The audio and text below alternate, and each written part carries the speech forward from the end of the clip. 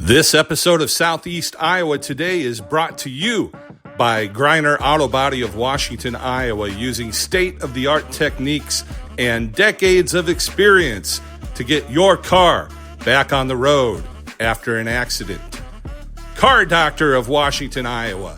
It doesn't matter who Frankensteined it, they can fix and clean and customize it.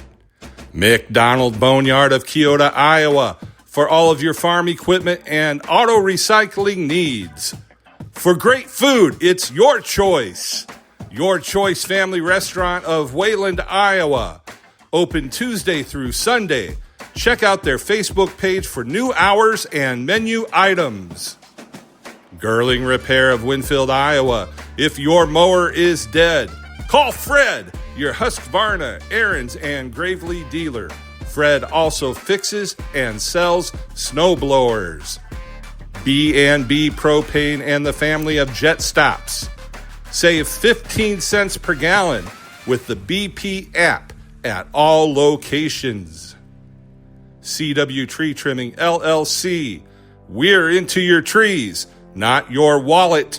Serving all of Henry County and the surrounding area, and we offer a senior citizen and veterans discount.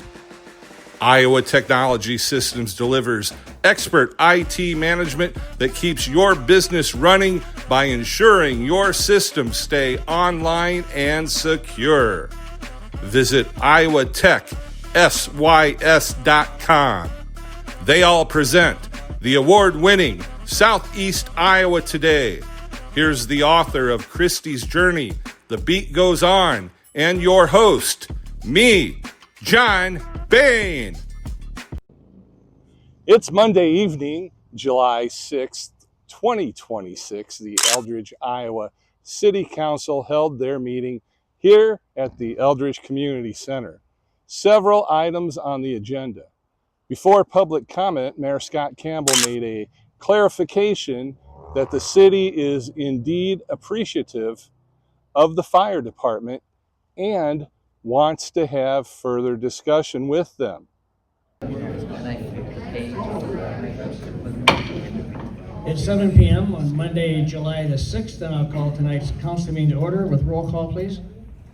Ashcraft? Present. LaPlante?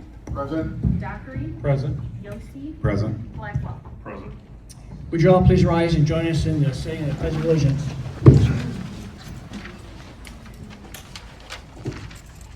Pledge allegiance to the flag of the United States of America and to the republic for which stands one nation under God, indivisible, with liberty and justice for all.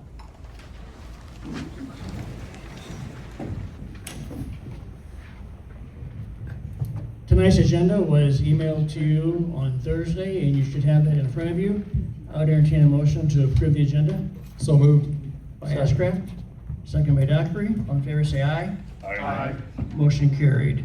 Presentation of Life-Saving Award to Officer Erik Johnson. Chief Lellig and Officer Johnson, would you please come forward?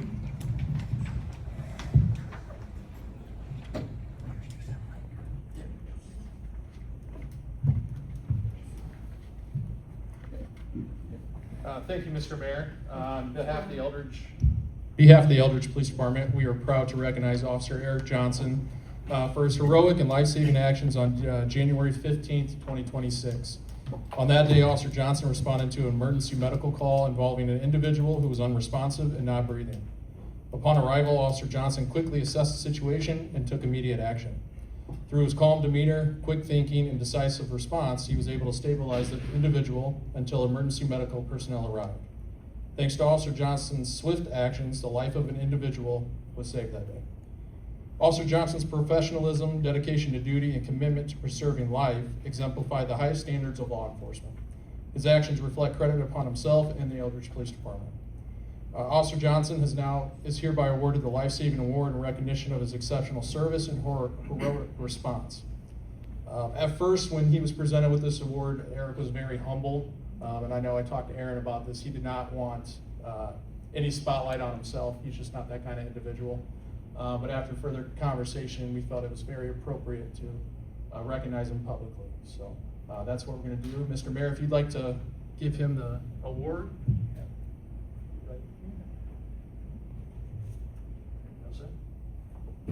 Eric, thank you for all you do for the city.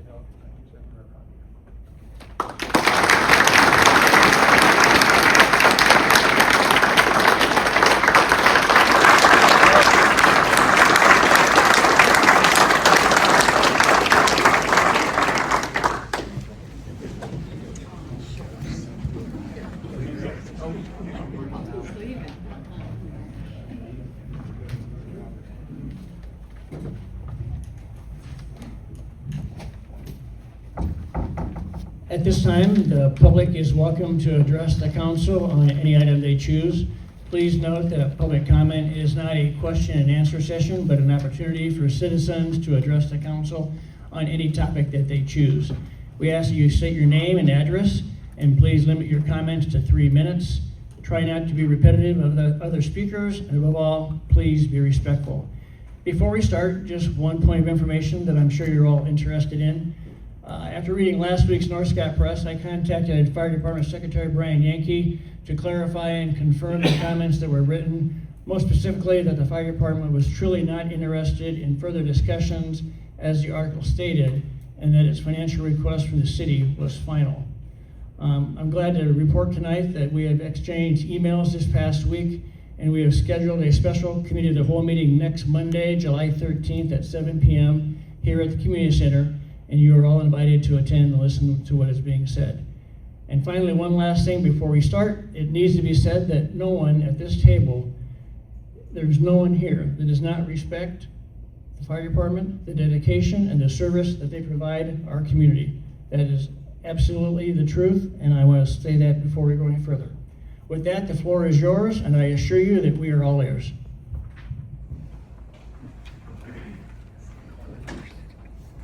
We put our hands on. Somebody's got to start.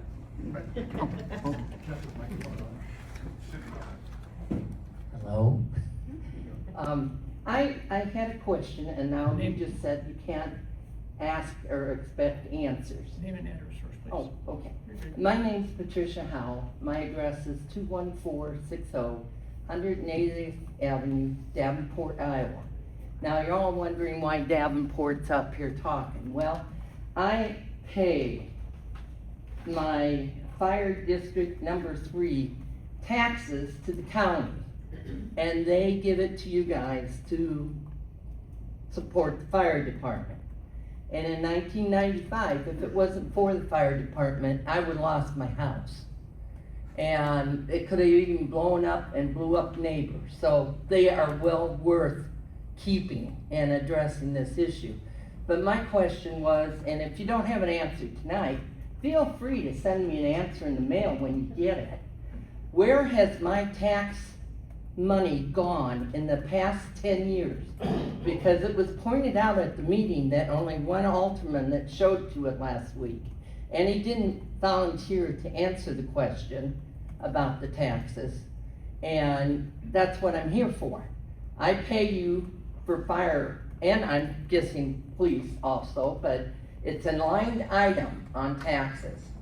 So if you don't want to answer tonight, just like the other night no answer was given, please send me and tell me why my taxes aren't giving them a pay increase. They have not had a pay increase for 10 years. And you can't tell me, oh, you guys have not had a pay increase. Or the police department. I don't mean to get you involved, but why hasn't the fire department gotten a pay increase in 10 years? So I understand you don't want to answer, but I'm not happy about that. Come get answers.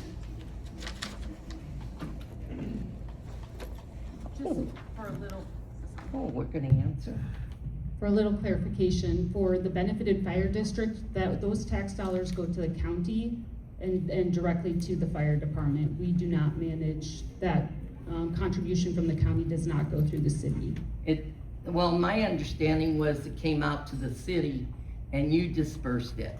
No, it goes directly to the EVFC from the county. Well, I'll call downtown tomorrow and find out if that's the correct answer. Next.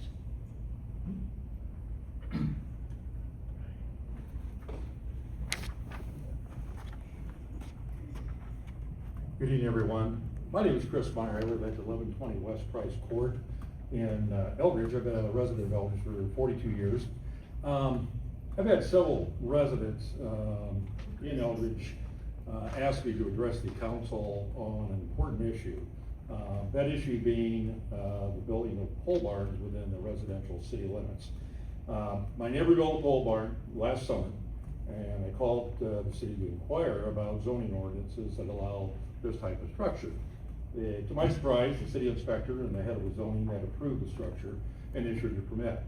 I asked to see the current zoning codes and make sure that the structure had met city code. My concern, of course, was having this type of structure would affect the resale of my property. After several attempts to get the information, I finally was sent current codes for the city building inspector. After reading the ordinances, I found out as long as you meet the required setbacks, height limits, and minimum amount of green space in your lot, you can build a pole building anywhere you want in the city of Eldridge. There are residents in my neighborhood that detest this type of structure. One of my neighbors, 3 houses down, sold their house on Price Street and moved out of Eldridge because they didn't want to live next to a pole barn. I can understand that. I'm living next to one every day. But they were afraid that another close neighbor was also gonna build a pole barn in their backyard because they have a corner lot that's suitable for that. You know, we want people to move to our city and live in a beautiful place, raise a family with neighborhoods that are aesthetically pleasing. We don't want people to move out of Eldridge. Our slogan is hometown with a vision, am I correct? We want to, that vision should be to create a city that looks contemporary. There are currently, I believe, and correct me if I'm wrong, 5 pole buildings in the city of Eldridge proper. You know, I can't change the one my neighbor built, or the other, or the other 4, but we as a city can change this from happening again in our neighborhoods. I don't think that anyone wants a pole barn right next to their home. At least I would hope not. There might be a few. On behalf of the concerned residents, I ask that the city council change the building codes to not allow any more pole buildings to be built in the city of Eldridge proper. Thank you for your time. Thank you, Chris.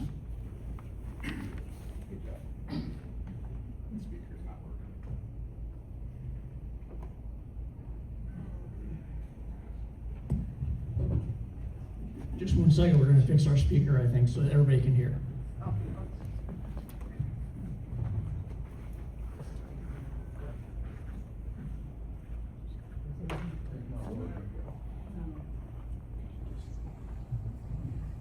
Testing. Now we're good, go ahead. Okay, Judith Gilbert, 456 North 3rd Avenue.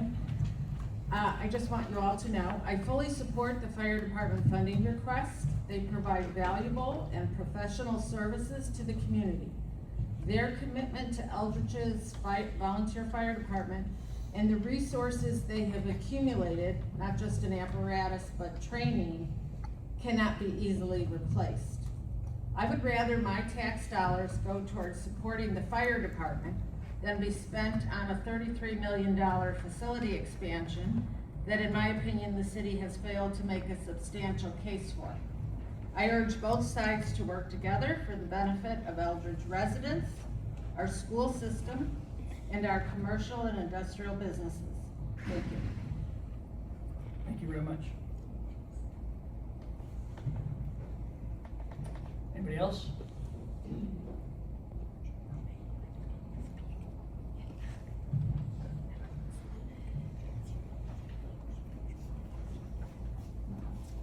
Good evening. My name is Chris Elmshäuser. I live at 1838 Redbud Circle. We moved here to be close to family and grandchildren after visiting here for many years. The city of Eldridge has grown and continues to grow. That is a blessing that a lot of communities would like to have. To meet that growth, the city needs to make some changes as well. The budget for the fire department is expanding to meet the growth of the city. When the city needs a full-time paid fire chief using city taxpayer funds, we need to apply the same standards.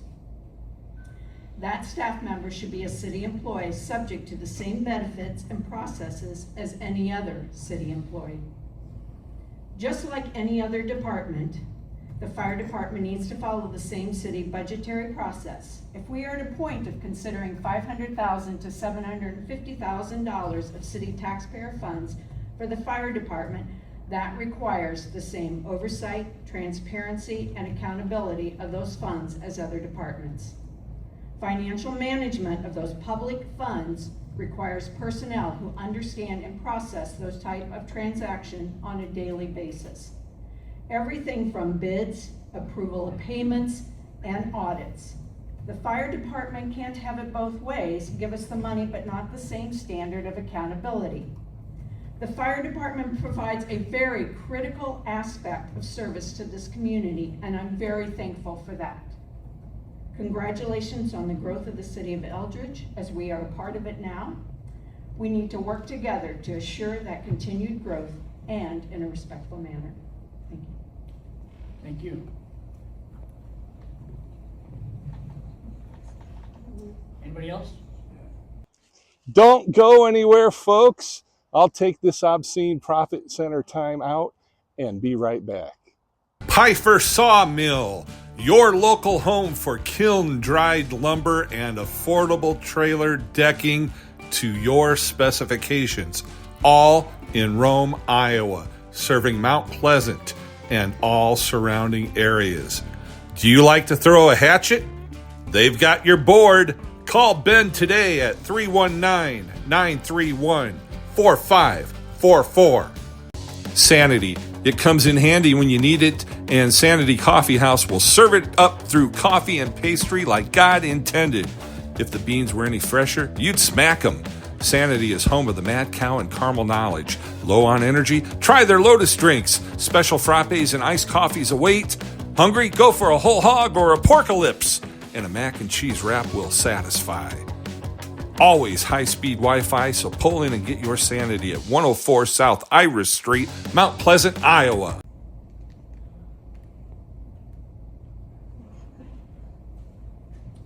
Okay, hearing none, we'll move on. Thank you all for your comments, appreciate that. Moving on to the mayor's agenda, I would entertain a motion to approve the city council minutes from our June 15th meeting. So moved. Motion by Yossi, Second. by Ashcraft. All in favor say aye. Aye. Motion carried. I would entertain a motion to approve the special committee of the whole minutes from June 15th. So moved. By Adrian Blackwell, second by Scott LaPlante. All in favor say aye. Aye. Motion carried. Tonight's bills were included in your packet for a total of $302,267.57. Does anybody have any questions for Nevada? Right, you good? I had a couple of questions I asked Nevada prior to the meeting. She's going to check into. Okay, you're good then? I'm good. Okay. Is there a motion? I'll make a motion to approve the bills as printed. Motion by Ashcraft, Second. second by Yossi. All in favor say aye. Aye. Motion carried. Consideration to approve a Class C liquor license renewal for Double Barrel Drinkery. Chief, everything's in order, it looks like? No issues. I would entertain a motion. I'll make the motion to approve it. By LaPlante, second by Second. Ashcraft. All in favor say aye. Aye. Motion carried. Item 7, presentation from Scott Girard with Community Perceptions. He is joining us via Zoom tonight, and he will walk us through the results of our recent community input survey. Is he ready, Scott? Jeff? You can go ahead and log on, Scott. Thank you.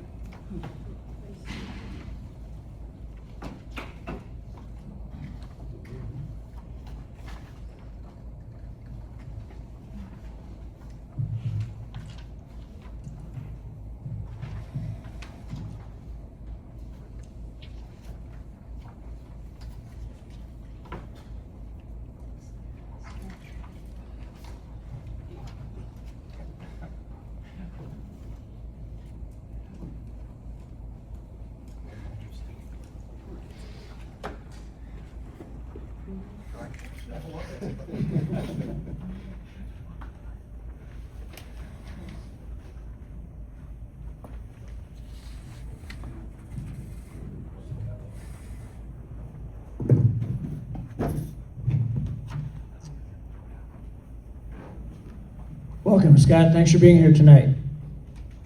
Absolutely. Thank you for having me. You hearing me okay? Just 1 second. We need to turn the volume up. Let me get a microphone on you. Jeff, just take one off the stand.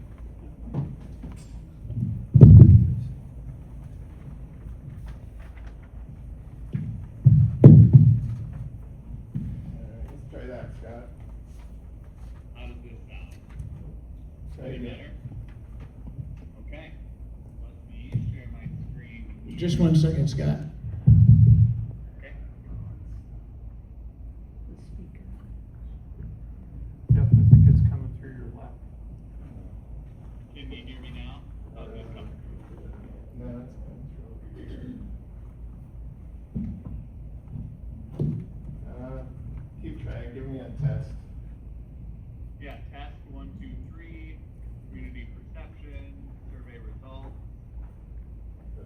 Anything getting any better?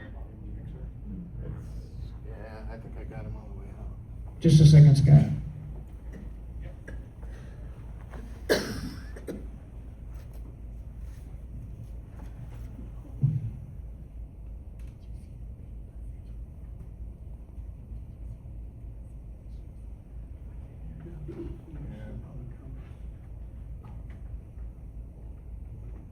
All the way up over here.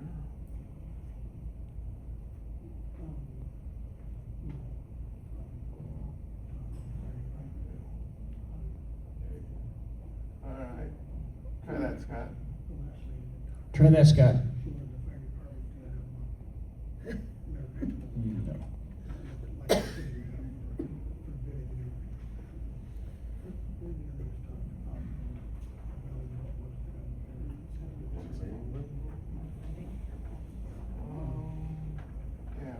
try that.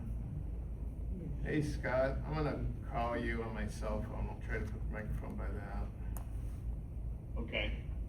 Well, that's a little better. Say, yeah, try that again. That was better, right? How does this sound? Probably about the best we're gonna get, I think. Okay, we'll go with that. I can try to really project here. I will. All right, go ahead, Scott. From the computer as best I can. All right. So we are here to deliver your survey results tonight, July 6th. Little reminder about who we are at Community Perception. So our mission is to help community leaders gather, organize, and use data to make strategic decisions. We've been doing this work since 2002. And in that time, we've helped more than 1,400 communities navigate the strategic planning and referendum planning process. Your survey had a June 15th deadline, so we're about 3 weeks on from that. We had 878 respondents, which is good for a 30% response rate. To put that in context, our average is in the 15 to 18% range. So you doubled the low end of our average range. So we really heard from a significant portion of your community for this survey, and we feel really good about your community's interest in this survey and the response they gave. Given the number of respondents, we do have a 3.37% margin of error, plus or minus. That's just based on the size of your community and the number of respondents. Just a number to keep in mind as we go through the results here. 48% of your respondents were 65 plus, by far the largest group. That is pretty typical for our surveys. We're not surprised to see that, and we like to see it because that group tends to also be overrepresented at the ballot box on election day if there were something on the ballot. So it's important that they are strongly represented on the survey. You were in the teens for the next 3 age groups, which is right in the area we tend to see those. 25 to 34-year-olds at 4% and 18 to 24-year-olds at 1%. Those groups tend to be the lowest respondents to the survey, and those groups tend to turn out at lower proportions on election day as well. 95% of respondents own property in the city. 5% of your respondents are renters. When we asked how would you like to receive information from us, The most preferred option was mailed newsletters, with 50% of respondents preferring that. That's a trend we're actually seeing pretty widely right now. On almost every survey, that is in the top spot or second spot. Folks, I think, are just kind of over getting a bunch of emails in their inbox. They see a lot of things there, and it can be hard to know what's most important. That mailed piece of information really stands out. So not surprised to see that based on what we've been seeing. In second place is the North Scott Press.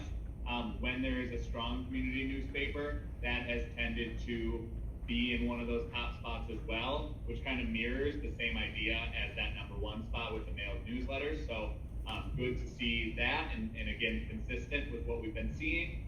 More than a third of your respondents still do want to receive information via email, and 37% of the website. Those are still strong among your respondents, so still good to keep updating those ways as well.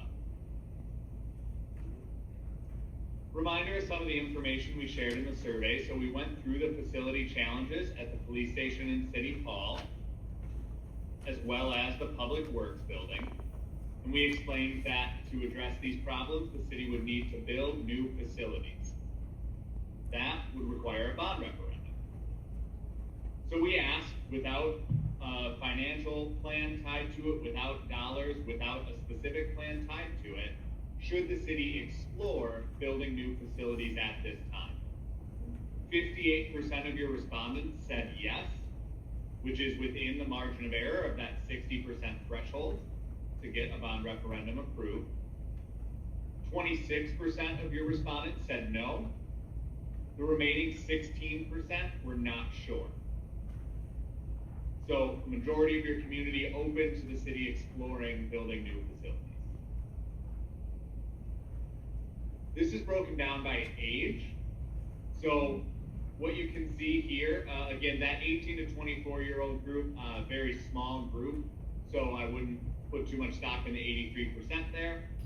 But really the trend to focus on here is as the age group rises, so does support. So 35 to 44-year-olds, 45% supported exploring building new facilities. 45 to 54, 47%. That jumps to 57% for 55 to 64-year-olds, and 65%, nearly 2/3 of your 65 plus group. All of those groups, though, had more yeses than nos. So even as you see support rising in those age groups, even for your 35 to 44-year-olds, there were more yeses at 45% than nos at 40%.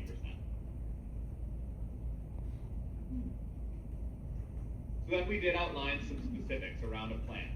So we explained the location of the buildings, and we explained what features would be included in each building, along with the cost. So first, the Public Works facility, and then the new police station, City Hall. Then we explained that for a $32.9 million bond referendum, what the tax impacts of that bond referendum would be. And we asked, would you support a $32.9 million bond referendum to fund the recommended plan?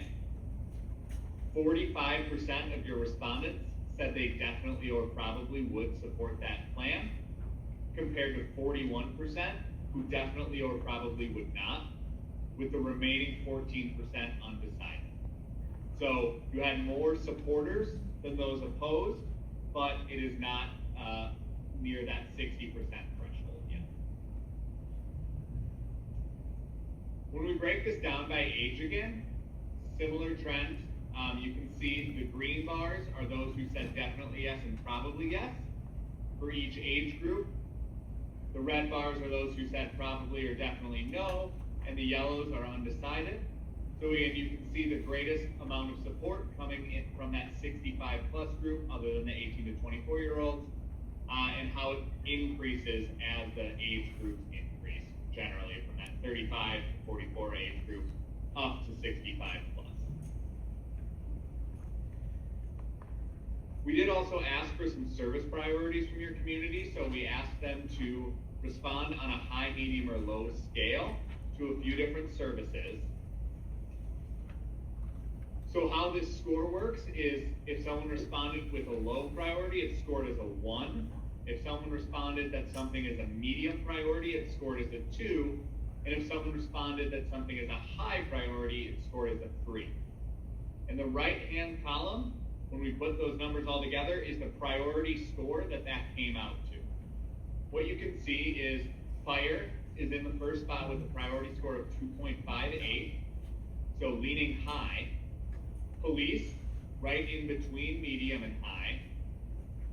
Then you have 3 that are all between 2.1 and 2.32, so still above a medium priority. And then park maintenance is right there at a 2, basically, with a 1.98, so right in the range of a medium priority. The bars in the middle represent the percentages of folks that responded at each level. So for example, fire, 61% of respondents said it was a high priority, 35% said a medium priority, and 4% said a low priority.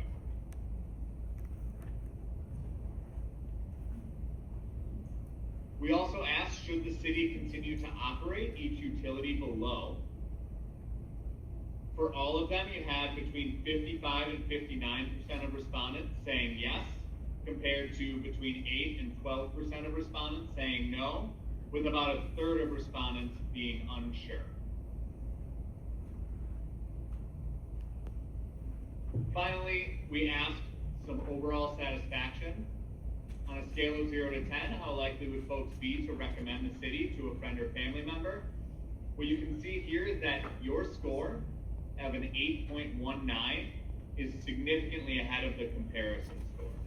So we put you in a comparison to other municipalities that we've asked this question of, and you are well ahead of the average score among those municipalities. The other key thing that jumps out at us here is when we're looking at the answers to this question, our eyes always go to that 8 through 10 range. Those are the folks who are really excited about living there, really happy. And you know, if someone's talking about moving, they're gonna say, you should move to Eldridge. And you have a really significant portion, 72% in fact of your respondents in that range, which is why that score is also in that range. So just a really, really good news there on how your residents are feeling in general about the city. So that's the end of the presentation, but I'd certainly be happy to take questions if folks have them. So as the council, we will discuss the results of this at a future meeting. And Scott, this is really good information that you've cultivated for us. But does anybody in the council have a question for Scott before he logs off? Scott, this is Jeff Ashcraft. I do have a question for you, and I don't see that the slides are numbered. So it's the slide that says, would you support a $32.9 million bond referendum? And it's broken down by age. Yes. That one. So I am curious about the bow curve that we seem to see in the middle, where that 35, 54 demographic seems to be the one that is getting squeezed the most financially. Am I interpreting that correctly in your opinion? I think so, and I would say it's something we're seeing generally. You know, obviously there are exceptions, but generally a trend on our surveys is that group, which often, of course, in those age groups are going to be parents who maybe have children at home or something and are facing those costs. I think they are feeling that squeeze, and that's a trend we're seeing for sure. And actually, it's really the 25 to 54 really makes up that most of that curve. Okay, good. Other than that, I would just like to say phenomenal job on the survey response, getting people to respond. That's a huge number, at least in my experience. So thank you for all the work you did on this. Thank you. Anybody else have any questions for Scott? Adrian? Brian? Not at this time, Your Honor. Scott, Brian? All right, we are good, Scott. I echo what Jeff said. Great job, good information, and we'll take it from here and see what our next steps are. You know where to find me if you have questions. Have a great night. All right, thank you.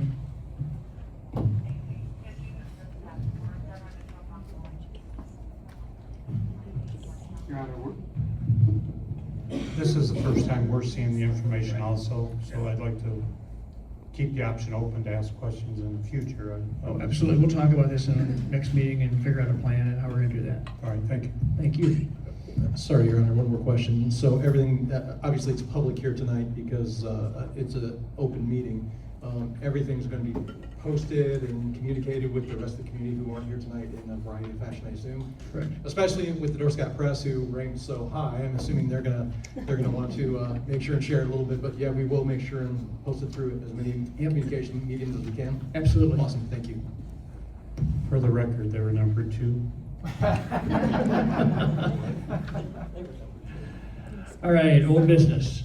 Consideration to approve the amended resolution 2026-11 authorizing interfund transfers. Nevada? Thank you, Mayor. Just one amendment to the resolution for our fiscal year 26 transfers. One of the transfers listed on that resolution was just missing a word in the line item, which impacted which budget line it would come from. So we just need to update that for the $50,000 that was supposed to come from the sewer equipment fund was listed just out of the regular sewer fund. And that was going towards the general equipment replacement fund to contribute towards a new piece of plow equipment for Public Works. Any questions for Nevada? I would entertain a motion. Yeah, is that for the new dump truck we split between the sewer and the city funds?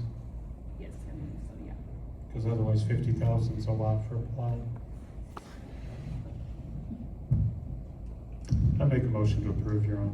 Motion by Dockery, I'll second. second by LaPlante. Roll call, please. LaPlante, Aye. Dockery, Aye. Yossi, Aye. Blackwell, Aye. Ashcraft. Aye.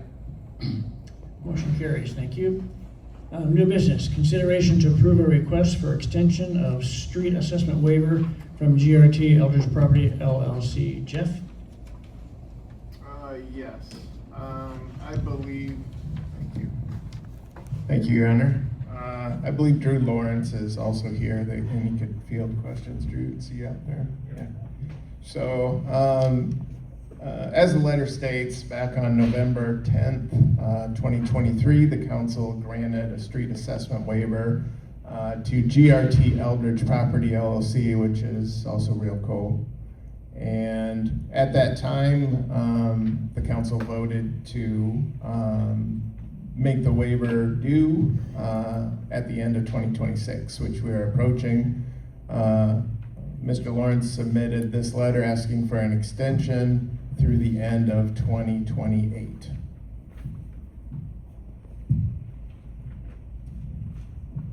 Any questions from the council? I was the one that made the first motion to extend it 2 years because of circumstances. I think 2 more years might be a little long. I might be able to support a year, but I think by prolonging this, we lose the attractiveness of that piece to the south of that potentially developing. If someone doesn't know the circumstances on that street.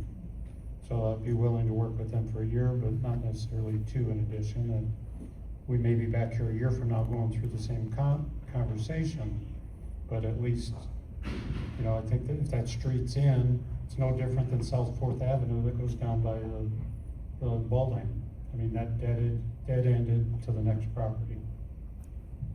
Jeff, back in 2023, wasn't it the staff's recommendation to not grant the waiver? Yes, staff typically follows city code when making recommendations. City code on this, along with like sewer extensions, utility extensions, is to extend the infrastructure to the end of the property. So the staff recommendation at the time was to extend it. That would still be the staff recommendation. Sorry, Drew, but that's the position I'm in. Drew's a great guy. I love working with him, but that's where staff is. So to be clear, I'm not sure, to be clear, your recommendation or staff recommendation is not to grant the extension? Correct. Whether it be 1 year or 2 years? Correct. Thank you. Can I Yep. comment on that? Sure, yeah. Let me put the microphone back. Come on up, Drew.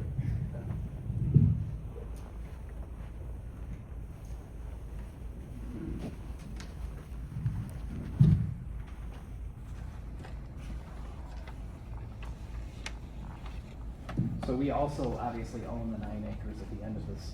We own the 9 acres at the end of the street here as well. It's on. Can you? All right. So we own the 9 acres at the end of the road, right? And we're constantly a growing company, and we have some plans for some other parts of our business that I've talked to Jeff about briefly, which are not yet developed. So as we might have a use for that property, it would be nice to be able to design that for an appropriate use for the road to come off of there, right, into whatever we're gonna develop. As we stand here today, we don't have that. So if we just put the road in, we're gonna have to cut part of the road out for whatever development we would put in. That's kind of our issue. Thank you. Yeah. What's the wish of the council? Can I ask you a quick question? Sure. What's your opinion on a 1-year extension? I mean, we're happy to entertain that. I hope that our business necessitates some additions in the next year, but I don't know what the case is at this time. But 1 year is better than no years, I can put it to you that way. How do you feel about 3 months? No, I'm just kidding. Well, But a 1-year extension gives you 1 year to plot and plan Yeah, for how sure. it may turn out. Yeah. And there's no guarantee a year from now, if it's not developed, if you have plans that will extend it beyond I that. understand. But it gives you a year to plan. Yep. And a year might be enough time for some of what we're contemplating. To come up with conceptual uses of the ground. Sure. Yeah. Is that a motion, Brian? I'll make a motion to extend it for 1 year. Motion by Dockery to extend the waiver for 1 year. I'll second the motion for 1 year. Second by LaPlante. All in favor, say aye. Aye.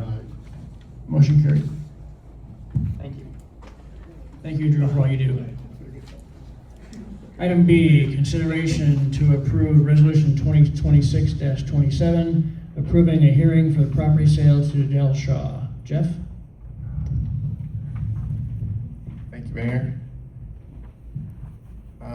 So a meeting or two ago, we talked to Mr. Del Shaw about a piece of property that was old railroad right-of-way that he was interested in purchasing. It was connected to his property.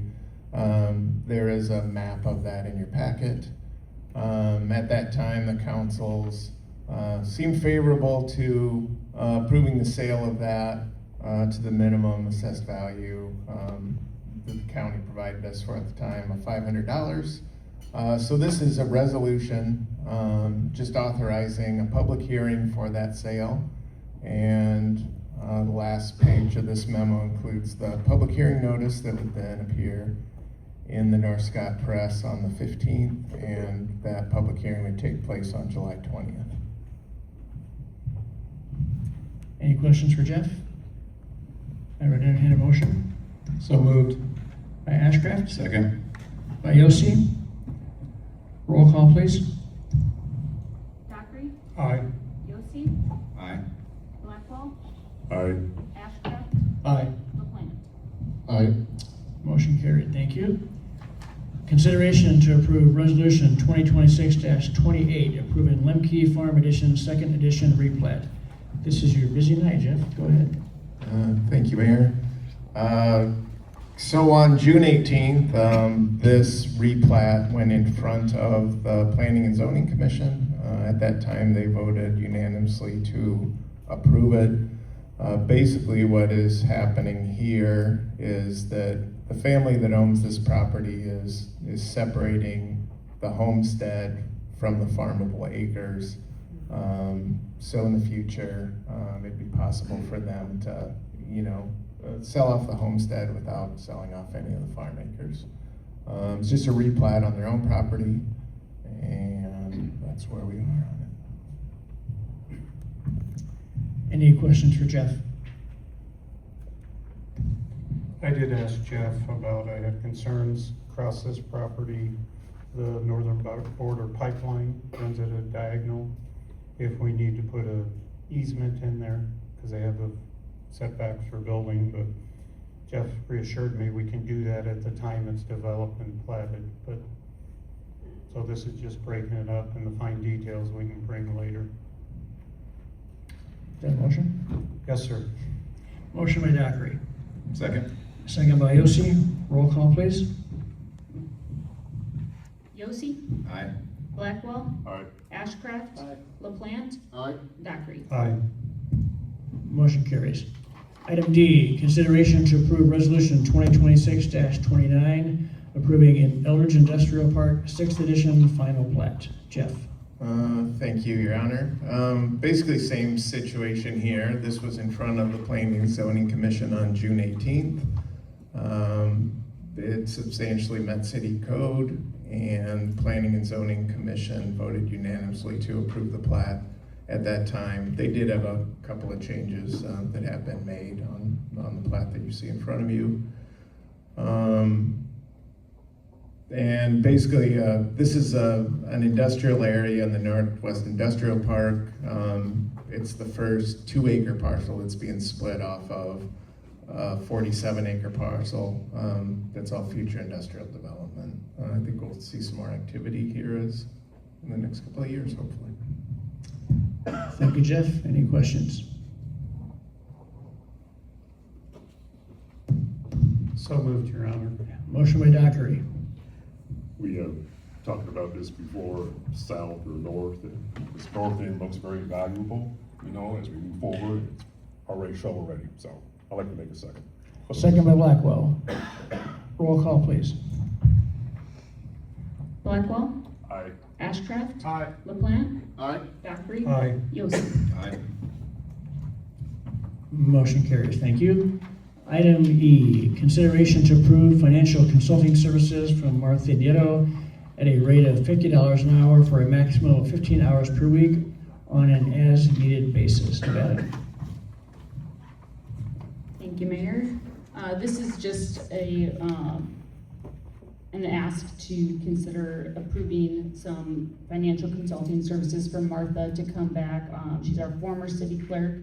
Right now, she is agreeable to about 10 hours a week. I put 15 hours in the agenda item so that if we have a week that there are reports or things due that she's assisting with, that we don't need to call a special meeting or come back. But she's looking at about 10 hours a week for as long as we would need her. I did some comparable searching for other municipal advising services, from financial advising, city administrator, just basic public official finance advising, and $50 was a pretty average standard per hour rate for advising. I think considering where we are as far as searching for our new city clerk, we need a little bit of a stopgap here, and I certainly would be supportive because everything that I know, although I never worked with her directly, everything I know about Martha is that she was a real asset to the city when she was employed, and so if she's willing to give us 10, maybe even 15 hours, if necessary, that this would help us bridge that gap. Right? Martha was good. It was good. The only question I have is we need to have a sunset provision in here, whether it's 4 months or 6 months, because if we can't have that position backfilled and trained by then, we're all doing something wrong. So I would like to see a sunset time frame in this arrangement. I think we'll discuss this position further in the upcoming meetings, and I think that we can make that happen. Okay. All right, so I'll make a motion to approve Martha at the rate of $50 an hour and a maximum of 15 hours per week. Motion by Ashcraft, second by Blackwell. All in favor say aye. Aye. Motion carried. Moving on. Staff reports, mayor's report, I have nothing. Nevada? The Summer Festival Parade for Eldridge Days is Saturday, July 11th at 11 a.m. The parade lineup starts at 10 a.m. If you are planning on participating in that for the city, let me know so I can get the details to you on that. As Mayor stated earlier, we are calling the special committee of the whole meeting on Monday, July 13th at 7 p.m. The location will be here at the Eldridge Community Center. And as we just talked about, the city clerk finance manager position will be on the next agenda on July 20th as well, to talk about the plan for the future of that position. Any questions for Nevada? Jeff? Thank you, Your Honor. I have no report. Not surprising. Thank you, Jeff. Chief, anything from you? Just one thing, Tuesday, August 4th is going to be our annual National Night Out event. It's a great event, very kid-friendly, family event. So that's going to be from 5 to 8 p.m. at Sheridan Meadows Park. We'll have some helicopters again coming in, a bunch of emergency vehicles, face painting, things of that nature. So if you've been before, it's a great event. We look forward to hopefully seeing everybody and hopefully some good weather. So otherwise, that is all I have. Okay, thanks, Chief. Chief, do you have, I don't remember the date coming up for the K-9 golf outing? Yes, that is going to be August 6th, I believe.